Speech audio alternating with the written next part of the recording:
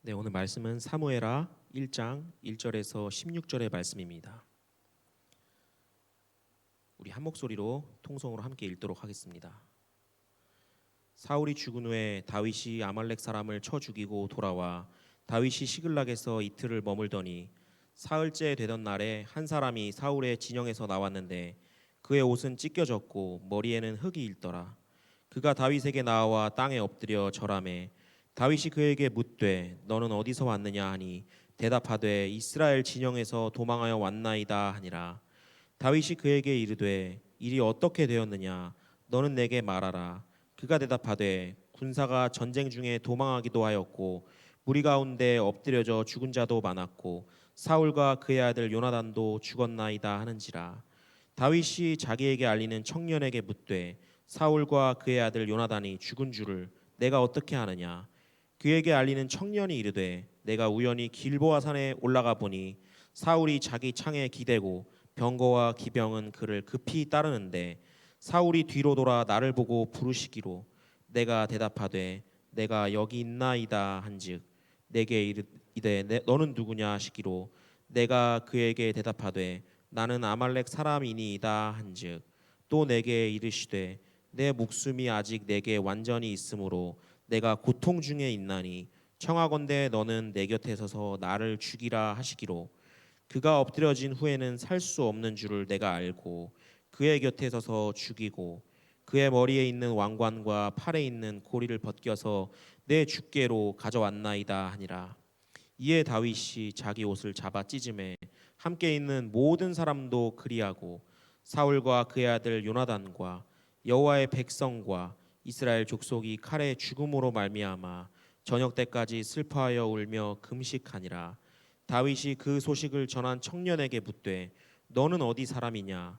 대답하되 나는 아말렉 사람 곧 외국인의 아들이니이다 하니 다윗이 그에게 이르되 내가 어찌하여 손을 들어 여호와의 기름 부음 받은 자 죽이기를 두려워하지 아니하였느냐 하고 다윗이 청년 중 한 사람을 불러 이르되 가까이 가서 그를 죽이라 하매 그가 침에 곧 죽으니라. 다윗이 그에게 이르기를 내 피가 내 머리로 돌아갈지어다. 내 입이 내게 대하여 증언하기를 내가 여호와의 기름 부음 받은 자를 죽였노라 함이니라 하였더라. 아멘. 아멘. 사무엘하 1장 이제 오늘부터 들어가게 됩니다. 사울이 죽은 것으로 사무엘상이 끝났습니다. 사무엘상은 이스라엘 땅에 위대한 선지자 사무엘이 일어난 것으로부터 시작을 해서 사울이라고 하는 첫 번째 왕, 걸출한 왕이 이스라엘 왕이 되고, 그러나 그 왕이 하나님의 뜻에 순종하지 않음으로 인해서 왕의 그 모든 기한을 마치기도 전에 두 번째 왕이 세워지는 그 긴장과 불안, 그러면서도 그 가운데 진리의 길이 어디에 있는가라고는 수많은 질문들을 던지면서 사무엘상이 쭉 끌어져 왔거든요. 근데 사울의 죽음으로 인해서 그 긴장의 끈이 탁 풀어지고 이제 사울과 다윗의 긴장 관계는 사라진 채 다윗이 전면으로 부상하게 됩니다. 사무엘하는 이런 사울의 죽음과 다윗의 부상이라고 하는 주제를 너무 성급하게 다루지 않은 채 오히려 사울의 죽음이라고 하는 것에 더 초점을 맞추어서, 그래서 사무엘하 곧 다윗이 왕이 되는 과정을 조금 더 섬세하게 다루어 가고 있습니다. 자, 오늘 한 사람이 다윗에게 옵니다. 이 사람이 와서 북쪽에서 일어난 일과 남쪽에서 거의 동시에 일어난 이 전혀 다른 일을 연결시켜 주는 거예요. 북쪽에서 일어난 일은 이스라엘 골짜기라고 하는 그 골짜기 혹은 평원이라고 불리는 그 넓은 평야지대에서 일어난 전투 소식을 남쪽에서 아말렉 족속과 싸워서 그들이 탈취해간 모든 물건과 사람을 되찾아오는 사건과 연결시켜 주는 것이죠. 이 두 가지 사건이 거의 동시에 일어나요. 그래서 북쪽 이스라엘 골짜기에서 남쪽 이 가장 네게브 사막 바로 위에 있는 시글락이라는 도시니까요. 남쪽 도시까지 오는데 걸어서 한 3일 길 정도 걸리는데 이 사람이 3일 길을 걸어온 거예요. 여기 성경에 보면 아말렉을 쳐서 이기고 돌아오고 이틀이 지났는데 3일째 되던 날 이 아말렉 사람이 도착했다고 말하고 있거든요. 그래서 전쟁의 소식을 전해주죠. 뭐 요새는 바로 문자만 보내면 바로 이렇게 소식을 거의 실시간으로 받습니다만 당시에는 이 소식을 한 3일 걸려서 받은 거죠. 자, 이 사람이 와서 어디서 왔느냐 물었더니 전쟁 중에 왔다. 그리고 무엇을 어떻게 됐느냐 물었더니 사울과 세 아들이 다 죽었다. 요나단도 죽었다. 이렇게 말하죠. 다윗의 마음이 되게 막 두근거리고 막 이 사람의 이야기 막 귀를 기울이면서 이 자기 생명을 건 친구가 또 한 나라의 왕이 죽었다는 소식 얼마나 이 가슴이 두근두근하며 들었겠어요. 그래서 막 재촉을 합니다. 빨리 말하라고. 그래서 이 사람이 말하는데 보니까 앞에 31장 사무엘상 31장에 나온 사울의 죽음과 이 사람이 묘사하는 사무엘하 1장의 사울의 죽음이 달라요. 여러분 어떻게 다른지 보셨어요? 아마 느낌으로는 뭔가 좀 이상한데 죽은 건 똑같은데 사울이 죽은 건 똑같은데 세부 묘사가 다르다 이렇게 생각하셨을 거예요. 그죠? 무엇이 다른지 제가 한번 하나하나씩 짚어보도록 하죠. 길보아 산에서 죽은 것은 똑같습니다. 그런데 길보아 산에서 죽을 때 사울은 사무엘상 31장에 따르면 화살을 맞아서 중상을 입어서 자기 목숨이 경각에 이른 줄 알고 내가 이방 사람의 손에 죽느니 차라리 내 동족의 손에 죽는 것이 더 낫겠다. 그것이 내가 더 부끄럽지 않겠다. 그래서 자기의 그 무기를 들고 심부름하는 시종에게 자기를 죽여달라고 하죠. 근데 사무엘 하에서는 어떻게 나오냐면 중상을 입긴 했지만 화살을 맞은 것은 아니에요. 그를 뒤쫓아오는 것은 병거와 기병입니다. 그들이 뒤쫓아오고 창에 기대어 있었다 이렇게 말하고 있죠. 그리고 사울 왕이 자기더러 죽여달라고 했다는 거예요. 근데 사무엘 상에 나와 있던 내가 이방인의 손에 죽을 수 없으니 네가 나를 죽여달라라고 하는 얘기는 빠져요. 그냥 모르는 사람인데 너는 누구냐 이렇게 물어보고 아말렉 사람이라고 하니까 나를 죽여달라 이렇게 말합니다. 그래서 이 사람은 어떻게 했어요? 자기가 죽였어요. 그리고 사울 왕의 머리에 있는 왕관과 그 손목에 있는 팔찌를 가지고 왔습니다. 이렇게 보고를 하죠. 자, 여러분 누구 말이 진실입니까?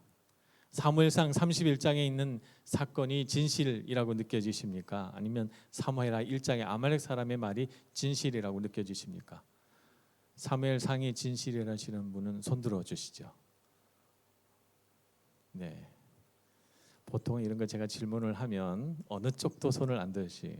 손을 드신 분이 꽤 있으십니다. 네. 손을 잘 안 들고 싶으시죠, 그죠? 근데 여러분 다 아실 거예요, 그죠? 마음속으로는 다 느끼시죠. 사무엘하 1장의 아말렉 사람이 거짓말인 것 같다고 느껴집니다. 왜 거짓말일까요?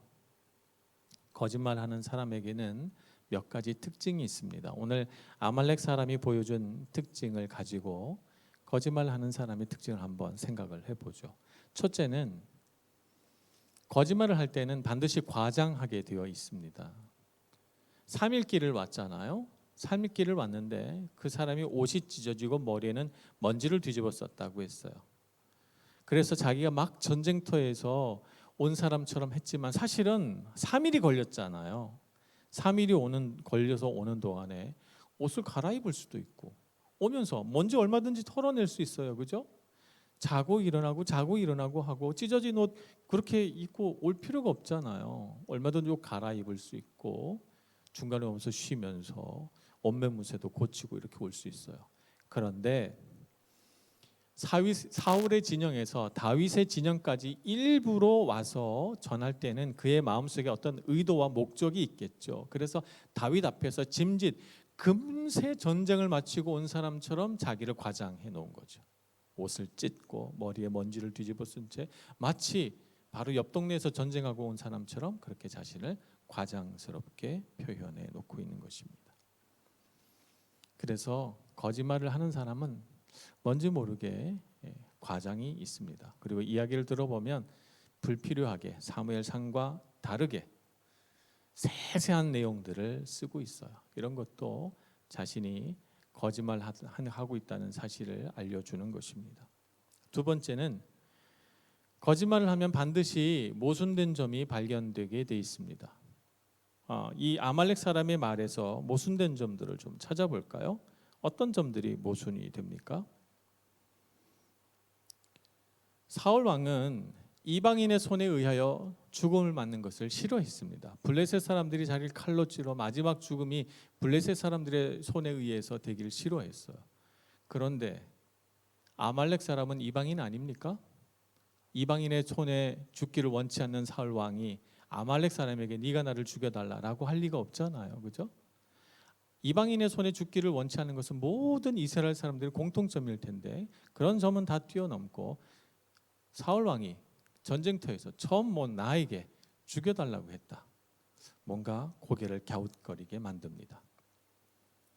그리고 이 사람이 전쟁터에 온 것도 내가 이스라엘 군사의 한 사람으로 참전했다가 사울 왕이 죽음을 맞이하는 마지막 장면을 봤습니다가 아니라 오늘 여기 말씀에 보면 6절 말씀 그에게 알리는 청년이 이르되 내가 우연히 길보아 산에 올라가 보니.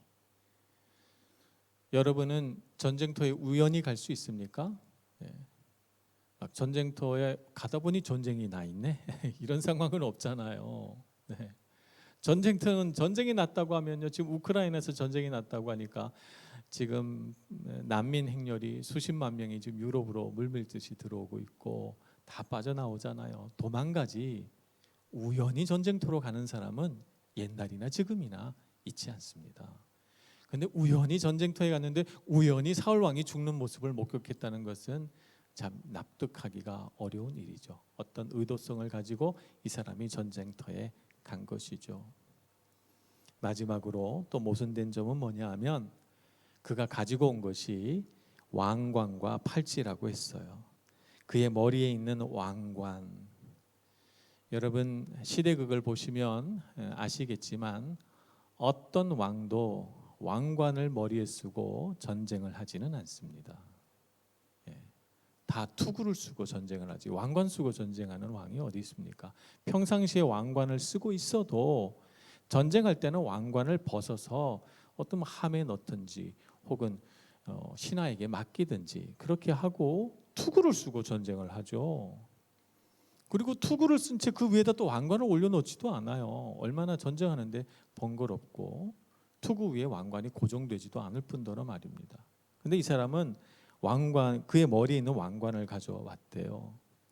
제가 추측해 보건대 사울 왕이 죽은 것을 보고 그의 소지품을 뒤져서 왕관을 가져온 거겠죠. 정상적이라면 사울 왕의 죽음을 확인하고 싶은 유물을 가져온다면 그 급박한 전쟁터에서 그가 만약 정말 사울 왕을 죽였다면 그 칼이라든가 혹은 방패라든가 혹은 그의 투구라든가 이런 것들을 갖고 왔겠죠. 왕관을 갖고 온 것은 그가 왕관에 욕심이 있었기 때문이고 그런 죽은 사람들 사이에서 전리품을 찾아 헤매다가 사울 왕이 죽어 있는 것을 보고 그 왕관을 소지품에서 뒤져서 갖고 온 것인데 다윗 왕한테 와서는 그럴듯하게 자기가 사울 왕을 죽였으며 그의 머리에 있는 왕관을 벗겨가지고 당신에게 드리려고 왔습니다. 이제 사울 왕이 죽었으니 당신이 왕입니다 라고 하는 과장된 제스처를 하고 있는 것입니다. 우리는 사무엘상과 비교해서 사무엘 하에 이 아말렉 사람이 거짓말하고 있다는 것을 느낍니다. 불편하게 생각이 들고 뭔가가 얘기가 매끄럽지 않다고 생각이 드니까 고개를 갸웃하게 됩니다. 그런데 오늘 이 아말렉 사람으로부터 이야기를 듣는 다윗은 거짓말인지 참인지 알 수 없잖아요. 그죠? 뭔가 이상하다고 생각이 들지만 이걸 알 수는 없습니다. 그런데 참 재미있게도 이 사람이 거짓말을 한 것과는 다 거짓말을 했느냐 안 했느냐 그걸 밝혀내지는 못했지만 다윗은 이 사람에 대하여 몹시 불쾌해합니다. 그것이 무슨 이유입니까? 하루 종일 금식하고 슬피 운 후에 이 사람을 불러서 다시 한번 물어봅니다. 네가 아말렉 사람이냐? 네가 어느 나라 사람이냐? 다시 한번 물어봅니다. 분명히 앞에서 얘기를 했는데 말입니다. 아말렉 사람은 이렇게 생각했을 거예요. 사울 왕의 죽음을 내가 전해주고 그의 머리에서 벗겨온 왕관을 다윗에게 줬으니 그러니 다윗은 굉장히 좋아하겠다. 내가 이제 왕이다 생각하고 그 왕관을 자기 머리에 쓰고 사울 왕의 죽음도 알려주고 사울 왕을 죽여주고 왕관까지 가지고 너에게 상을 베풀어 주마. 이런 걸 아마 아말렉 사람이 기대했을 거예요. 근데 다윗은 어떻게 합니까? 이 아말렉 사람의 기대와는 전혀 다른 행동을 하죠. 슬피 울고 탄식하며 금식하고 애도합니다. 아마 이런 다윗의 모습을 보면서 아말렉 사람은 굉장히 두려웠을 것 같아요. 내가 예상한 그런 현상이 안 나타나는 걸 하면서 말입니다. 그러면서 다시금 불러서 네가 어느 나라 사람이냐라고 물었을 때 조마조마했을 것 같습니다. 하나님께서 기름 부어 세우신 왕을 네가 두려움 없이 칼을 빼어 죽였단 말이냐, 이렇게 묻는 다윗의 얼굴에 아마 분노가 서려 있었으리라 생각합니다. 아말렉 사람은 자기처럼 다른 사람들도 이 세상의 어떤 영화와 왕관을 좋아할 줄로 착각한 것이죠. 근데 다윗은 어떤 사람입니까? 이 세상에서 화려한 영광, 이 세상에서 지위, 이 세상에서 누릴 영화를 사모한 것이 아니라, 그것을 탐낸 것이 아니라 하나님께서 기름 부어 세우신 것에 대한 감격과 감사가 뜨겁게 가슴에 남아 있어서 그 뜨거운 가슴으로 사는 남자거든요. 다윗이 누군 줄 몰랐던 거예요. 하나님의 관점으로 보는 사람과 그렇지 않은 사람의 차이가 여기에서 극명하게 갈라지는 것입니다. 여러분은 어떤 사람입니까? 여러분은 무엇에 가슴이 뜨겁습니까? 왕관을 쥐고 가슴이 뜨겁습니까? 아니면 하나님의 기름 부으심에 대하여 가슴이 뜨겁습니까? 우리는 무엇에 대하여 뜨거운 사람이 되어야 우리의 인생이 복이 있겠습니까? 오늘 아말렉 사람은 지극히 단순한 것, 왕관을 손에 움켜쥐고 누구든지 왕관을 머리에 쓰면 좋아할 거야 라고 하는 세상적 사고 속에서 다윗을 찾아왔지만, 그러나 다윗은 그것을 기뻐하지 않았으며 어찌 감히 하나님이 기름 부어서 세운 왕을 네 손으로 죽일 수 있단 말인가. 분노에 가득 차서 그가 시글락에서 약탈해갔던 그 아말렉 족속을 죽임과 같이 다윗 앞에서 거짓말하고 세상적인 관점으로 다윗을 농락하려고 했던 이 아말렉 사람을 쳐서 죽이라 명령합니다. 여러분, 우리는 이 세상을 살아갈 때 세상이 주는 관점에 대하여 여러분들이 흔들리면 안 됩니다. 물론 여러분들이 청년 때를 걸어가면서 돈 많이 벌면 좋겠다, 세상에서 유명해지면 좋겠다, 높은 지위에 올라가고 우리가 이 세상에서 영화를 누리면 좋겠다, 부러워할 수 있습니다. 그러나 그것이 인생의 전부가 아니라는 것을 여러분 반드시 아셔야 됩니다. 인생이라고 하는 것은 그렇게 단순하고 호락호락하지 않습니다. 우리 인생의 영화와 영광과 능력과 부귀는 하나님께서 주십니다. 하나님 손에 있습니다. 그렇기 때문에 여러분 다윗의 길을 걸어가시기를 바랍니다. 아말렉 사람의 길을 걸어가지 마시고요.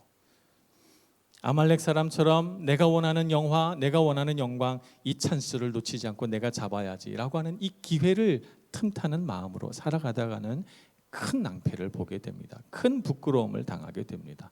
다윗처럼 하나님의 손에 붙들려 하나님의 인도하심 따라 하나님께서 부어주시는 성령의 기름 부으심을 사모하는 심정으로 뜨겁게 살아가는 자에게 하나님께서 부귀도 베푸시고 영광도 베푸시고 능력도 더하십니다.